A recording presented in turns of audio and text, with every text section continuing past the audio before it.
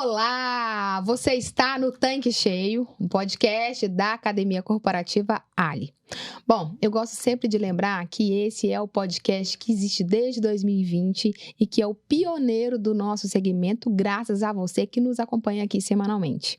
Para quem não me conhece, eu sou a Karen Rodrigues, eu sou gerente da Academia Corporativa, que é a Universidade Corporativa da Ali, e o nosso objetivo é levar para você, revendedor e revendedora, conteúdos do negócio, dos postos de serviços do seu dia a dia.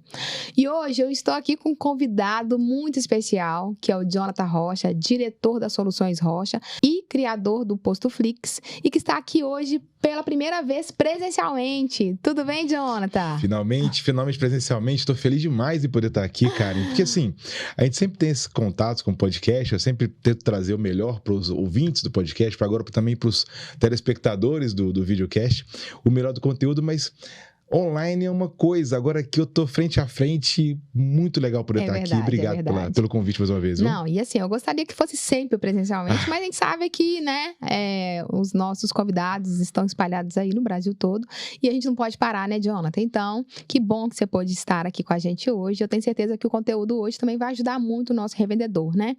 A gente até estava conversando aqui um pouquinho antes de começar o nosso podcast, mas hoje nós vamos falar sobre compressores. Né? Compressores é um equipamento que fica no posto e que é o nosso dia a dia no posto. A gente manuseia muito esse equipamento e a gente não imagina o quanto que esse equipamento ele é perigoso se não tiver o manuseio e a manutenção adequada. E é sobre isso que nós vamos falar hoje, que o Jonathan vai explicar e dar uma aula aqui pra gente. Jonathan, já que, né, nós estamos falando desse assunto, eu queria que você desse uma contextualizada sobre esse tema para a gente e a importância desse assunto para o nosso revendedor. Olha, Karen, no posto de combustíveis, praticamente tudo que a gente faz tem que ser pensado, né? Uhum. Não é uma atividade comercial como outra qualquer.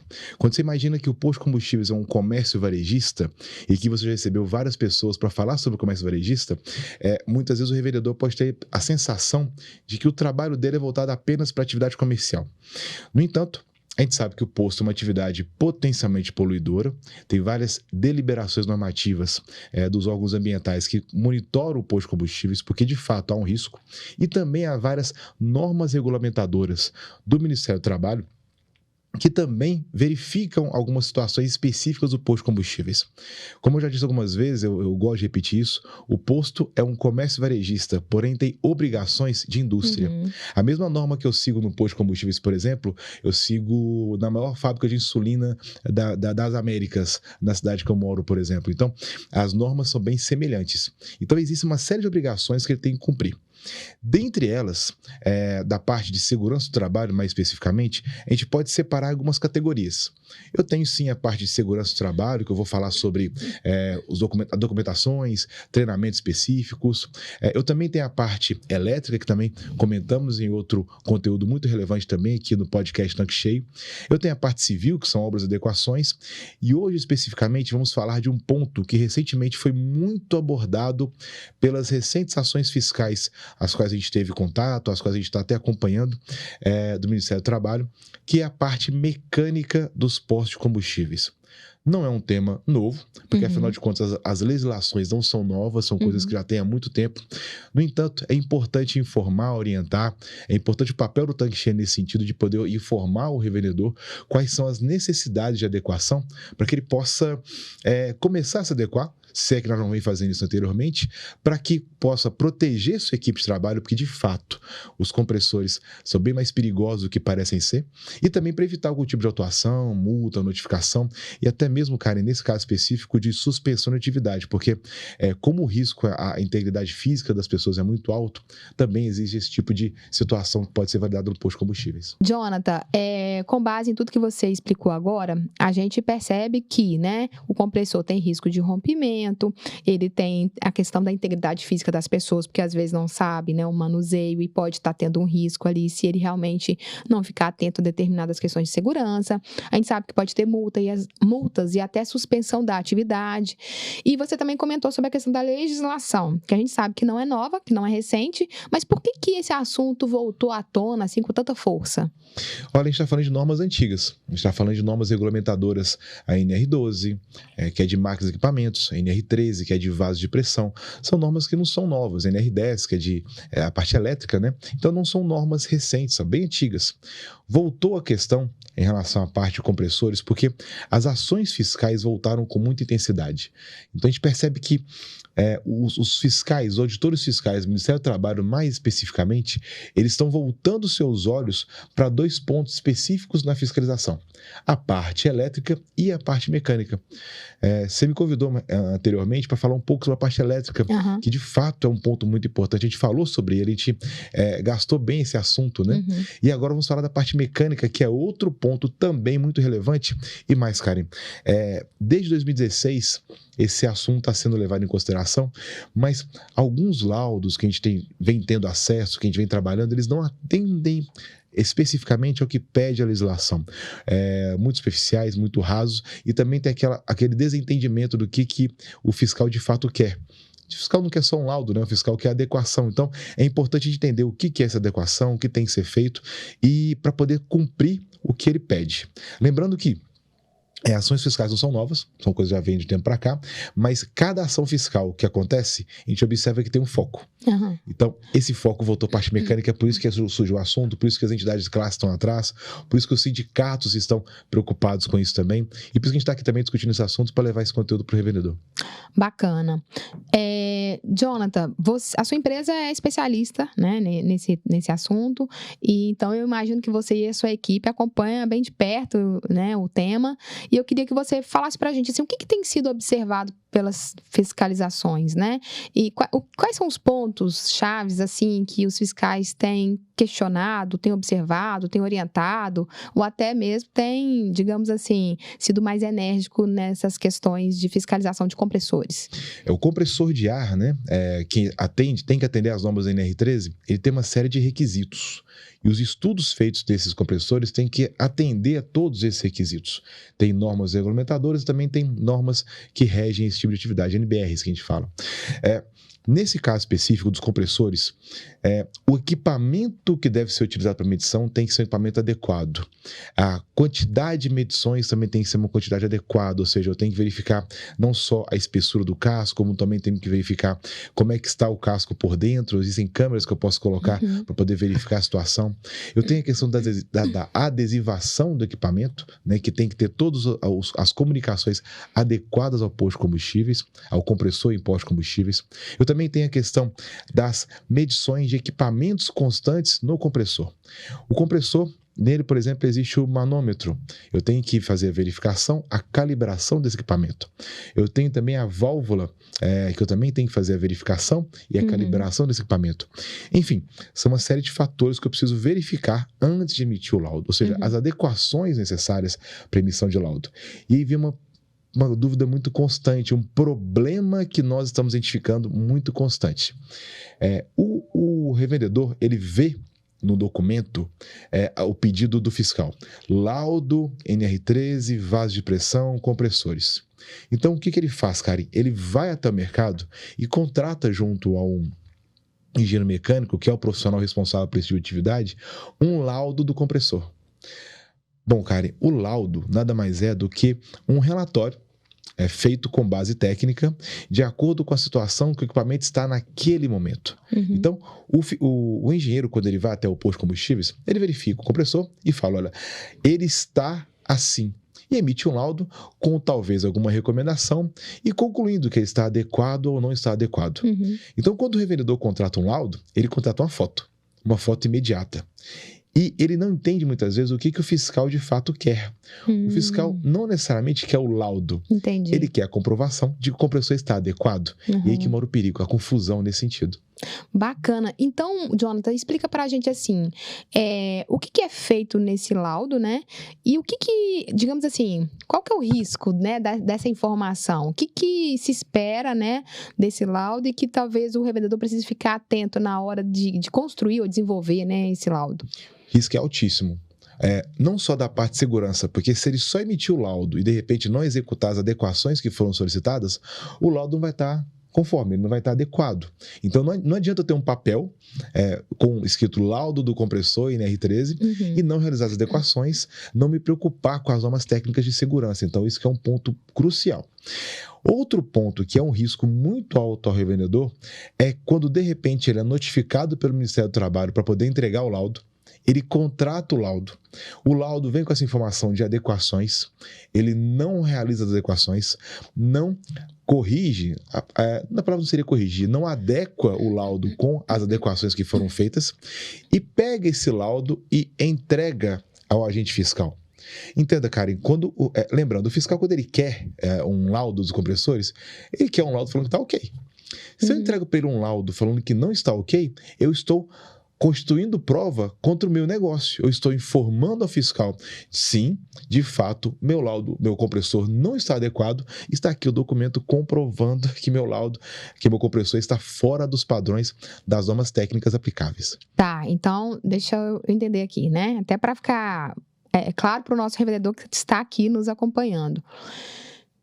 Eu faço algumas interpretações, tá? Uma é a questão que o laudo sem adequação, ele tem um risco, ok. Mas a gente também está falando que se tem gente, né, revendedora, mandando um laudo assim para um auditor, né, para um auditor fiscal, significa que ele está pegando um documento que ele sequer está lendo, né?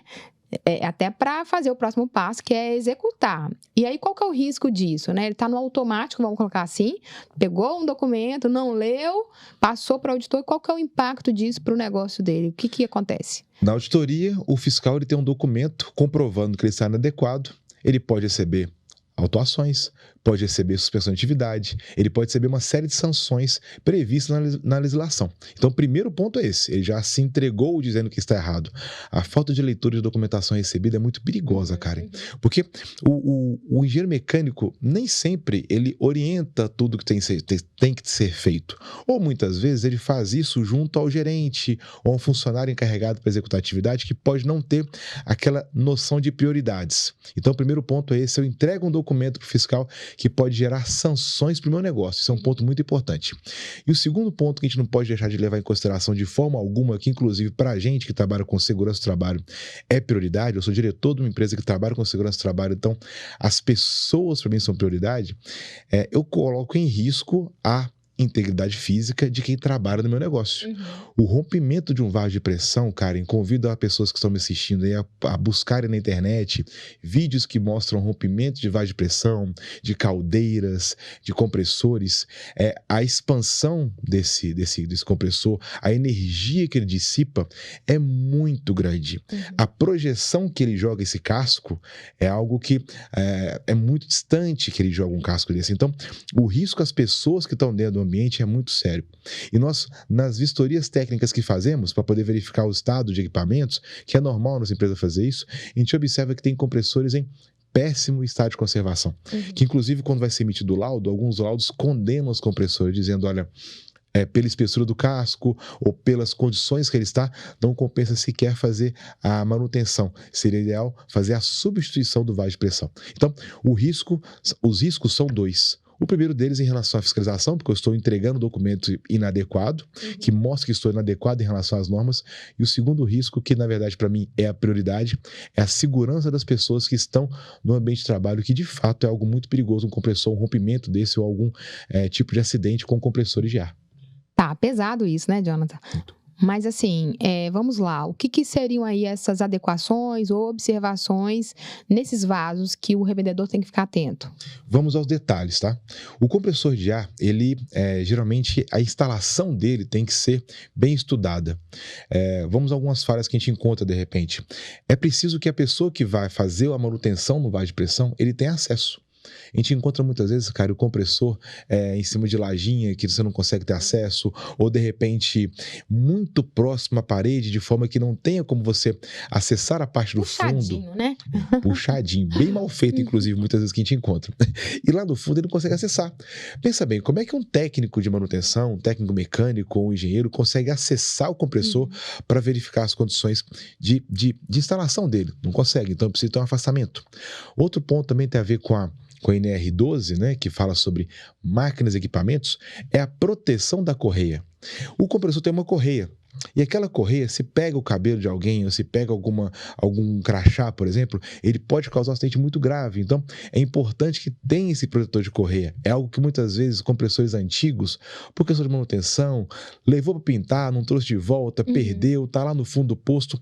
É algo também que tem que ser levado em consideração. Então, esse protetor de correia também é algo que a gente identifica muitas vezes ausente no compressor.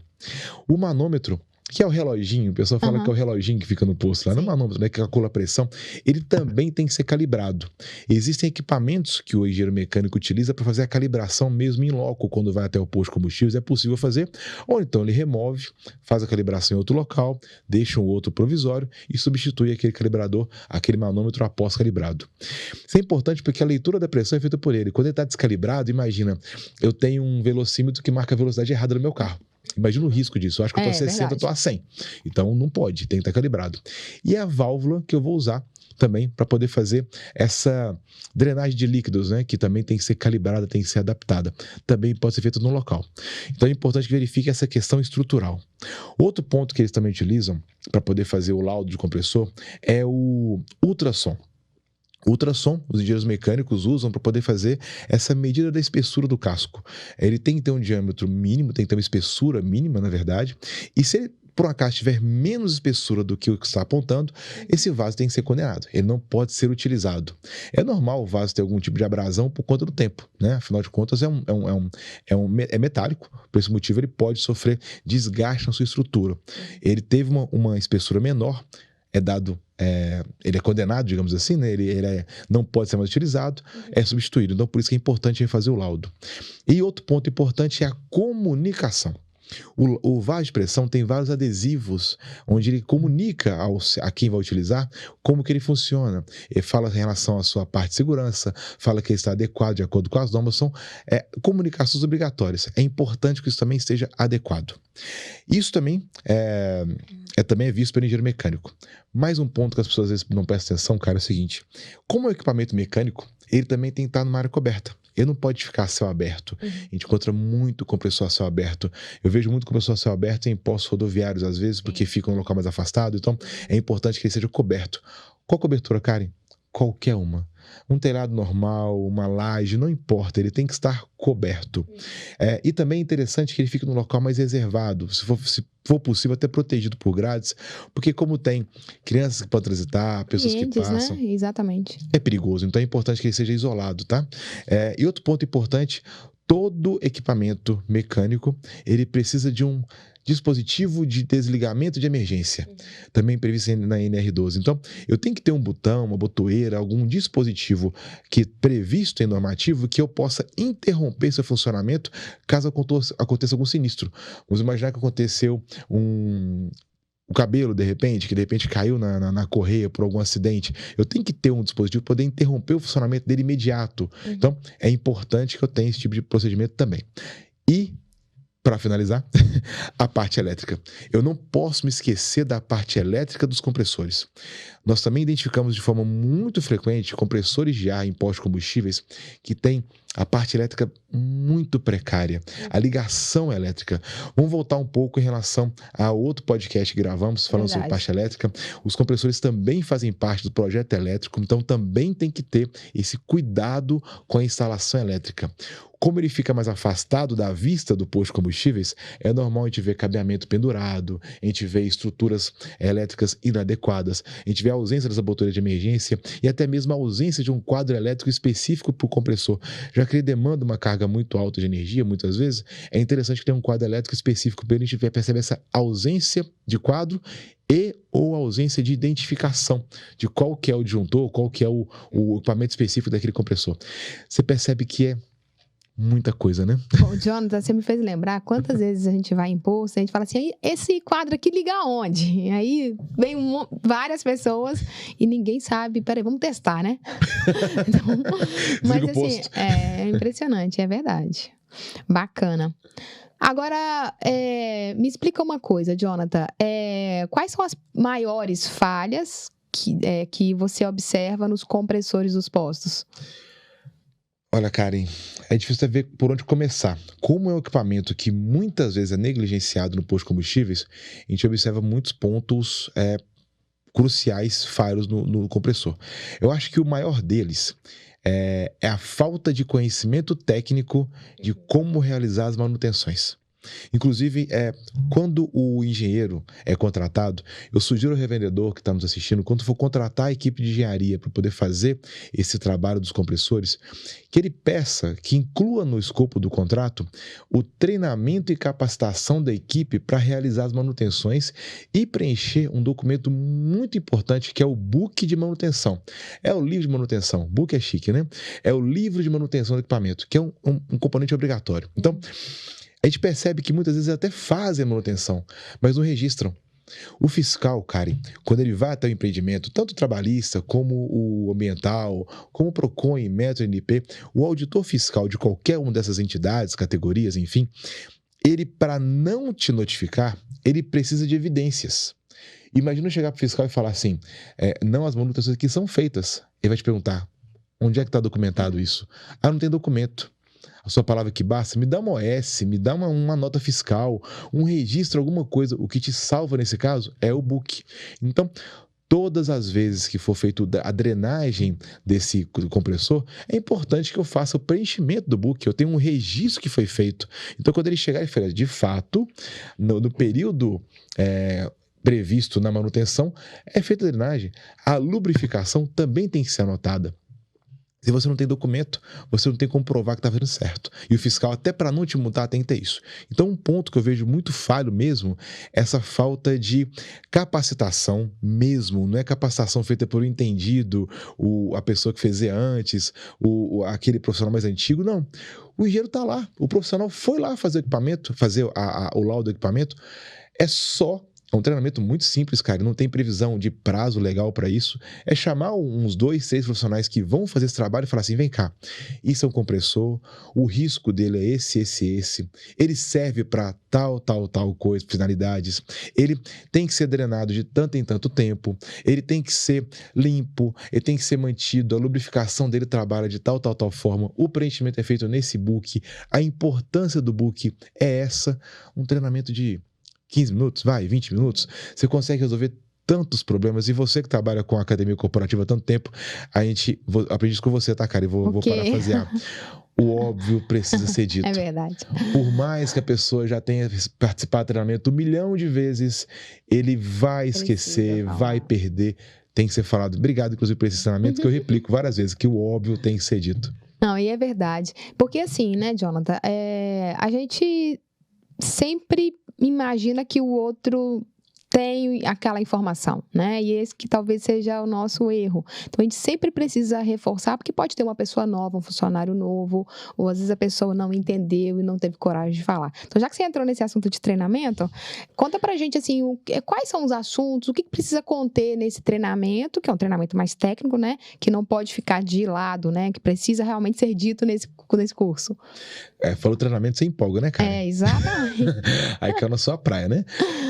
O treinamento, Karen, ao contrário de algumas normas técnicas, ele não tem um conteúdo programático definido. Não é definido o que tem que ser feito nessa capacitação. A capacitação, eu entendo de forma... Conhecendo os pós-combustíveis e entendendo a realidade dos pós-combustíveis, primeiro ponto que eu recomendaria que fosse colocado no treinamento é quais são os riscos. Eu entendo que os frentistas, os vendedores de pista, né? Os técnicos de lubrificação, os profissionais que trabalham no posto de combustíveis, eles não necessariamente têm um entendimento de qual risco eles têm ao trabalhar com compressor. Então, o primeiro ponto é desmistificar, entender o que é, para que serve, por que ele arma a tal hora, por que desarma a tal hora, por que não fica ligado o tempo todo, qual que é a função dele e quais são os riscos da não manutenção. Opa! já sei que é perigoso e que se eu não fizer, eu estou correndo riscos. Legal. É assim que a gente faz em qualquer treinamento de segurança, a gente informa quais são os riscos. A transparência é muito importante. Em seguida, eu tenho que, de fato, informar como devem ser feitas as atividades. Então, mostrar de forma muito clara, ilustrativa, demonstrativa, porque já está no posto mesmo, como que são feitas as manutenções. Então, apesar de não ter um escopo técnico, eu partiria daí. A clareza na informação do que tem que ser feito, a questão do que deve ser feito de forma demonstrativa e, por fim, o preenchimento da documentação comprobatória de que você está, de fato, fazendo aquele trabalho de manutenção preventivo. Porque o compressor, cara, a gente colocou muito medo aqui, né? Nossa, o compressor pode romper, etc e tal. Cara, e o compressor bem mantido e com manutenção em dia, ele não rompe. O compressor que tem os laudos técnicos feitos dentro da periodicidade legal prevista, né, que tem um prazo específico que tem que ser cumprido, que pode variar de acordo com o entendimento do engenheiro mecânico, o risco dele é mínimo. Então, como tudo na vida, você consegue administrar. Se você administrar da maneira correta e eficiente, você vai ter um risco menor. Se você não levar aquilo em consideração, o seu risco aumenta, a sua gestão fica mais difícil e você começa a colocar as pessoas em risco e colocar até o seu negócio mesmo em risco por conta de uma coisa que é simples, uma drenagem, uma lubrificação, uma limpeza, coisa que é bem fácil de fazer. Jonathan, beleza, falamos do treinamento. Isso feito, eu posso agora gerar o laudo, né? Quais são os itens, os pontos que o cliente, né, o revendedor precisa ficar atento? Vamos relembrar a cronologia, para o pessoal poder entender qual que é a cronologia dos fatos, tá? Preciso de um laudo? Laudo é a última coisa. Que bom que você reforçou isso, viu, Karen? O laudo é a última etapa. Então, o engenheiro foi até o posto, né? Aí sim, ele fez as adequações necessárias, as sugestões necessárias de adequação, o posto adequou, o próprio engenheiro mecânico pode fazer adequação, aí ele treinou a equipe, então o compressor está adequado, ele vai emitir o laudo. Primeiro ponto é, claro, o laudo só pode ser emitido por engenheiro mecânico. Então, somente profissionais de engenharia mecânica podem emitir esse laudo dos compressores. É até permitido que um técnico mecânico possa realizar algum tipo de inspeção, mas o laudo tem que ser feito sob responsabilidade do engenheiro mecânico, tá? Outro ponto importante é que esse laudo tem que ter ART, anotação de responsabilidade técnica. Gente, a ART é muito importante. Todo documento feito por profissional de engenharia tem que ter RT, Karen. Por que isso é importante? Porque a anotação de responsabilidade técnica, ela responsabiliza o técnico em relação ao que ele está executando. Não dá para dar jeitinho, né, Jonathan? Não tem jeitinho em serviço de compressores ou elétrico. É muito perigoso. Então, ele tem que trabalhar de acordo com as normas. Então, é uma garantia que o posto tem que ele contratou um profissional habilitado e que, de fato, ele se compromete documentalmente que ele cumpriu e observou as normas técnicas da sua profissão. Então, sem jeitinho, sem ajeito. Lembrando, Karen, que eu pego muita RT sem a assinatura do revendedor, tá? Então, a RT ela vem com a assinatura do engenheiro e o dono do posto, o revendedor ou o seu permissionário, que no caso a pessoa que tem sua procuração, tem que assinar também como confirmando que o trabalho foi realizado. Então, todo serviço de engenharia, não é só o compressor não, tá, gente? Qualquer serviço de engenharia tem que ter anotação de responsabilidade técnica, a RT. Além da RT, é importante que você observe se o relatório dele tem robustez. E como é que eu observo isso? Vocês não são técnicos, não são obrigados a entender disso, é a responsabilidade dele. Mas vale a pena questionar se esse relatório, de repente, não tem relatório fotográfico. É importante eu salientar que tudo que ele está documentando esteja registrado de alguma forma. Então, eu tenho que ter um relatório fotográfico robusto. Eu tenho que mostrar manômetro calibrado. Tem que ter a foto do manômetro calibrado. Válvula calibrada. Eu tenho que ter a foto da válvula calibrada. Eu tenho compressor adesivado. Eu tenho que ter a foto do compressor adesivado. Lembrando, eu tenho que me resguardar, gerando documentação para quando o fiscal me arguir, eu ter como registrar, olha, de fato, todo o trabalho foi feito, está aqui a documentação. Não necessariamente, cara, é importante frisar isso, o fiscal tem que ir até o posto para poder fiscalizar. Ele pode fazer uma notificação indireta, ele pode te mandar uma carta. E ao mandar uma carta e não visitar seu posto, Ele não viu o compressor. Então, a visão do compressor vai ser feita através do relatório fotográfico. Então, tem que ter um relatório fotográfico robusto. Também é interessante compor a base de cálculo no relatório. É importante fazer constar dentro desse relatório a base de cálculo das medições que foram feitas junto a esse responsável técnico, que o responsável técnico elaborou. E também é importante que ele seja conclusivo. Todo laudo, né, tem que ter a sua conclusão. E a conclusão dele tem que ser uma conclusão, claro, depois das adequações feitas, tudo regular, tudo de acordo com as normas técnicas, uma conclusão dizendo que esse compressor está adequado para uso e, claro, com a validade.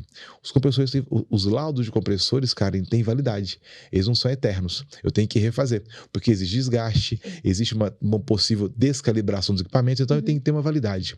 Essa validade, cara, ela pode variar, tá? Ela varia de acordo com o entendimento do engenheiro mecânico em relação ao vaso de pressão. Se de repente esse vaso está com uma espessura muito pequena, por exemplo, ele pode entender que o próximo laudo tem que ser no período mais curto. Se ele percebe que o laudo está bem mantido no local adequado, com uma espessura maior do seu casco, que a gente fala, que é aquela cobertura dele, né? Ele de repente pode colocar um tempo maior. A prerrogativa desse prazo, dentro da legislação, claro, ele tem um prazo mínimo, um prazo máximo, é do engenheiro responsável. Então, essas são observações gerais. E muito importante, leia o documento. Pega o documento, leia, interprete, convide o seu engenheiro mecânico que fez ou a engenheira mecânica que realizou esse estudo do vaso de pressão a te apresentar o documento. A gente percebe muitas vezes, Karen, que indústria, eu trabalho também para a indústria. A indústria ela é muito mais exigente nesse sentido. Alguns estudos nós fazemos, por exemplo, o prontuário NR20, que é feito em postos de combustíveis, mas também tem que ser feito em indústrias. Uma dessas indústrias que me contratou, ele nos contratou para realizar o prontuário e apresentá-lo. Treinar a equipe para poder fazer a alimentação, já que se trata de um documento vivo, o prontuário é um documento vivo, né? Já no posto de combustíveis, geralmente o revendedor, muitas vezes, tá? Não são todos, claro, muitas vezes não tem essa curiosidade, ele recebe o laudo passivamente. Isso é perigoso. Muito perigoso, porque você está recebendo um documento técnico, robusto, complexo, e você está engolindo aquilo ali. Não, você tem que entender do que se trata, entender quais são os pontos de atenção, quais são as considerações que foram feitas e como que eu posso ajustar. É um documento técnico, tem que ser levado em consideração, tem que ser muito bem entendido para que as adequações sejam bem feitas. Tá, já que você está falando desse relatório, né, que é um relatório de máquinas e equipamentos e que está ligado à engenharia mecânica, explica pra gente como é que é feito a elaboração desse documento. A relação de máquinas e equipamentos também é um documento, cara, em que aqui em Minas especificamente, tá? Na fiscalização de 2018, 2017, foi um documento que ele não tinha grande relevância, não chegou a ser cobrado de forma mais veemente pelos auditores fiscais do trabalho. E agora, nas fiscalizações que tivemos acesso, nas documentações que tivemos acesso, a atenção está muito focada nisso. O que vem a ser essa relação de máquinas e equipamentos? Como o próprio nome diz, o engenheiro mecânico também é um trabalho focado para o engenheiro mecânico. Ele faz um levantamento de toda a estrutura do posto de combustíveis, todos os equipamentos, verifica se a instalação desses equipamentos foi feita de forma adequada, verifica se todas as normas de segurança voltadas para essa instalação estão conforme a norma regulamentadora, se existe algum dispositivo de segurança instalado, se existe algum tipo de trava a ser colocada, se existe algum tipo de consideração a ser feita nessa instalação, se existe alguma validade da documentação, se o manual do fornecedor foi cumprido em relação à adequação, à instalação daquele equipamento, e emite esse relatório, é literalmente um relatório mesmo, informando que aquelas máquinas e equipamentos, enumerando uma por uma, né? Informando que as máquinas e equipamentos são instaladas de forma adequada em obediência às normas regulamentadoras. Então, é um trabalho mais voltado para uma relação mesmo. Ele relaciona e verifica se a instalação está adequada. Cara, é um documento mais simples. É um documento que ele é menos robusto, de fato, também com o tempo relatório fotográfico, mas ele é uma relação do parque de equipamentos do posto de combustíveis. E são muitos, tá? Eu tenho bombas, eu tenho que relacionar uma por uma, eu tenho filtros, eu tenho O próprio compressor de ar também entra. Se eu tiver elevadores no meu posto de combustíveis, eu também tenho que entrar com os elevadores. Inclusive os elevadores também, eu tenho algumas adequações em relação a NR12, que é de máquinas de equipamento, eu tenho que ter alguma forma de travamento para que ele não desça, não caia, não despenque. Então, eu tenho uma série de fatores da parte mecânica a ser avaliada no posto de combustíveis. O engenheiro mecânico tem muita atividade no posto. Então, é importante que a gente procure esse profissional para poder realizar esse trabalho. Um ponto importante também.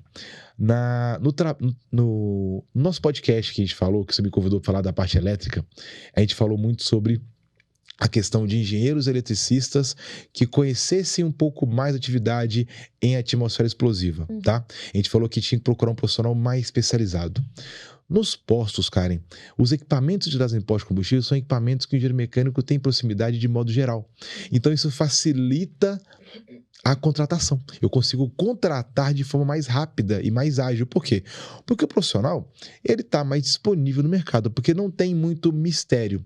A execução tem que ser bem feita, mas os motores, as correias, as proteções, são coisas que o engenheiro mecânico tem um pouco mais de facilidade, são mais, nesse caso específico, claro, né? São mais dentro da área de domínio, não tem que ser uma coisa específica. O elevador rosqueado, o compressor tem o seu equipamento de vazão de pressão, eu tenho as máquinas de equipamentos com seus motores, é coisa que ele tem facilidade, tá? Então não é nada muito desesperador. Facilita a contratação, que não é a mesma realidade hoje que encontramos em relação à parte elétrica que comentamos no último podcast. Jonathan, bom, você deu uma aula, né? Mas assim, resumindo, eu tô entendendo que a NR12 e a NR13, ela também ajuda e serve como parâmetro para tudo isso que você comentou aqui em relação a essa documentação, esses laudos, esse relatório e tal.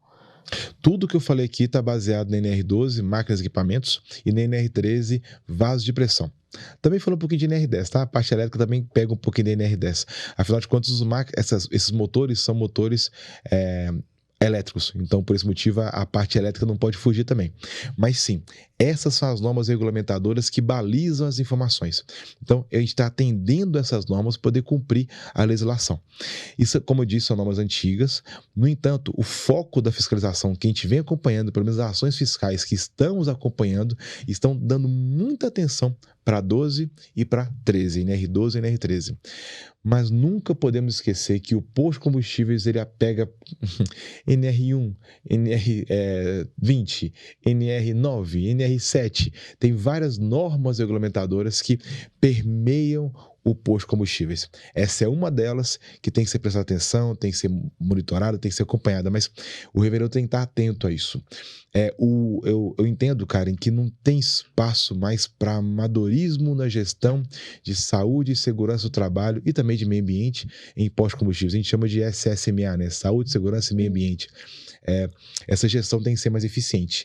Os olhos das ações fiscais estão de olho nos postos de combustíveis, eles estão nos olhando, estão nos observando.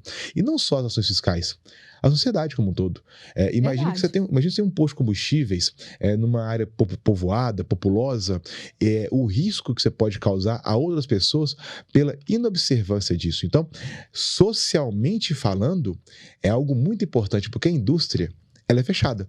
Então, eu consigo controlar o acesso, eu consigo controlar quem entra e quem sai da minha indústria. Então, eu consigo conter os riscos dentro de uma população reservada. Do posto, não. O posto ele é aberto, a terceira do posto é aberta, o acesso facilitado, vazado. Então, o trânsito de pessoas muito alto. Então, é importante que o governador se conscientize que segurança do trabalho não é só o cumprimento de legislação para atender fiscalização. É um compromisso social de fazer com que seu posto tenha essa responsabilidade com a sociedade na qual está inserida. Bacana, Jonathan. Bom, a gente está chegando ao final do nosso podcast, né? Infelizmente. O assunto muito rico, né? Acho que, se eu não estiver enganada, acho que é a primeira vez que a gente fala detalhadamente sobre compressores aqui, né? Sobre essa parte mecânica. E aí, Jonathan, eu queria que você falasse pra gente assim, né? Tem alguma dica final para deixar aqui pro nosso revendedor que precisa se adequar, que está se adequando sobre toda essa parte da mecânica nos postos? Tem. Quando for adquirir um compressor, lembre-se de fazer instalação com base na orientação técnica de um engenheiro mecânico. Se você começa certo, sua vida anda muito mais fácil. Então, partir certo é muito mais fácil. Ele vai te lembrar do calção, que é um observador de impacto que fica embaixo do compressor, não vai deixar trincar seu piso. Tem muito revendedor que reclama que a vibração acaba trincando parede, piso. Existe um calção que você pode colocar, ele vai te lembrar disso, que inclusive é até obrigatório colocar esse calção nos compressores. Ele vai te lembrar da produção de correios, vai te lembrar do afastamento, ele vai te orientar a como realizar a instalação adequada. Instalou adequadamente, sua vida flui muito mais fácil, porque é basicamente manutenção periódica e laudos de X em X anos de acordo com o entendimento fiscal. Outro ponto muito relevante também que tem que ser levado em consideração é em relação à obediência dos prazos da manutenção periódica. Então, o engenheiro mecânico vai até o posto de combustíveis e fala, olha, essa drenagem tem que ser feita a cada 2 semanas, exemplo, tá? Então, você obedecer esse padrão, criar POPs, criar procedimentos para poder cumprir aquilo ali, porque um compressor bem mantido, ele tem maior durabilidade, tem maior vida útil, é menos despesa para o revendedor. Eu vou ter que trocar esse compressor com muito mais tempo do que se eu não fizesse isso. Outro ponto relevante também é a observância do treinamento. Karen, é muito carente isso. A gente percebe que a contratação é apenas do laudo e não tem nenhuma capacitação da equipe em relação à utilização daquele compressor. Então, lembre-se de colocar isso dentro do escopo do trabalho, tá? O tempo para poder fazer isso é muito curto. A gente imagina que é algo em torno de 20, 30 minutos no máximo você consegue capacitar uma equipe com 3, 4 profissionais para poder dar essa manutenção no compressor, tá? E fazer os registros. Que a gente percebe que muitas vezes eu pego o posto de combustíveis, Karen, com manutenção em dia, você observa claramente no compressor que a manutenção está sendo feita, mas eu não tenho uma linha preenchida no bucle de manutenção. Então, como que eu vou provar para o fiscal que era feito? Então, acho que esses são os pontos de manutenção. Começar certo, fazer o trabalho de manutenção preventivo de forma adequada e essa questão de documentar o que vem sendo feito, não só para compressores, tá? Tudo que for feito em postos de combustíveis, documentar, se balizar em documentação, se balizar em registros, notas fiscais, ordem de serviço, book, preenchimento manual mesmo de manutenção feito na data. Isso tudo é muito relevante e muito importante para manter o controle dos postos de combustíveis em relação aos compressores e também em relação ao posto de modo geral. Jonathan, bacana, gostei demais do conteúdo, viu? Nossa, foi fantástico e me fez lembrar que eu trabalhei em posto escola, né? Então a gente tinha esse cuidado muito grande. Cada posto pode dar um nome, né? A gente fala muito de POP, mas a gente usava um nome que chamava de IT, que era Instrução de Trabalho, né? E a gente tinha uma pastinha, às vezes a gente precisa nada mirabolante, né? A gente tinha lá uma pasta que tinha as instruções de trabalho e tinha todo o procedimento e tinha os formulários, né? Então, por exemplo, eu tenho que fazer a aferição. Então, eu tenho lá o formulário que eu tinha que fazer de X tempo, né? Eu tenho que fazer alguma manutenção do compressor. Então, de quanto tempo, do SAMB, por aí vai. Então, isso ajuda muito, facilita muito. E você cria lá um calendário, né, de observar e também até contribuindo aqui como uma dica final, assim, você pode criar aí também uma escala para cada profissional, né? Ao invés de deixar só uma pessoa com aquela toda a sobrecarga daquela função, sim, que às vezes pode acontecer de alguém esquecer alguma coisa, você deixa uma pessoa responsável por cada coisa, que isso também dá uma aliviada aí na gestão. Então, hoje esse assunto que você trouxe, que eu achei muito rico, mostra que como é complexo o dia a dia do nosso negócio, né? Cada detalhezinho. A gente abriu aqui uma frente que era do compressor, tanto de coisa que a gente precisa observar. Então, mas claro que depois que você coloca a casa em dia, que você cria o procedimento, que você cria, né, controles, aí fica mais leve, né, Jonathan? Então, assim, queria te agradecer muito pelo conteúdo, pelo bate-papo, e eu tenho certeza que vai ajudar muito a nossa revenda a se adequar, né, a colocar realmente a casa em dia, e até quando for abrir um novo negócio, né, observar todos esses itens, e quem ainda não tinha feito dessa forma, ter a chance agora de fazer correta, né, fazer a forma certa, tá? Muito obrigada, Jonathan. Karen, um prazeraço poder estar aqui. Estou muito feliz mesmo, tá, em estar aqui agora presencialmente. É muito legal, é muito divertido ficar aqui, inclusive. Vou gravar mais uns 4 que se quiser, à tua vontade. E flui mais rápido também, né? Mais leve e tal. Papum, foi voando aqui, o conteúdo fluiu. E assim, a dica sua foi muito relevante, muito importante, de fato, criar um fluxo. A pessoa vai gerenciar por exceção, fica mais fácil. E eu quero agradecer o seu convite mais uma vez. Obrigado pelo convite, pela consideração com o nosso trabalho, pela relevância do canal Podcast Tanque Cheio, que a gente consegue levar esse conteúdo de qualidade. Espero ter atendido as expectativas, que o pessoal consiga entender a importância dos vasos de pressão e que também comece a conscientização de que segurança do trabalho em postos de combustíveis é algo que é muito importante, é algo relevante, que pode impactar de forma muito positiva se for bem gerenciado no seu negócio, mas pode comprometer muito o funcionamento no futuro. Então, vou estar sempre à disposição. Prazer poder estar aqui. Obrigado. Eu que agradeço, Jonathan, mais uma vez. E agora eu falo com você, revendedor, revendedora, que está aqui nos acompanhando, nos assistindo ou nos ouvindo. Bom, gente, feito o conteúdo, agora escutar novamente, fazer sua listinha, seu dever de casa e também compartilhar com o seu time. Porque se você coloca esse assunto na mão de alguém para fazer a gestão, então é importante que o seu gerente, ou o seu frentista, ou o seu líder de pista também esteja atento a todos esses pontos, tá bom? Então compartilhe esse conteúdo e até a próxima semana. Tchau, tchau!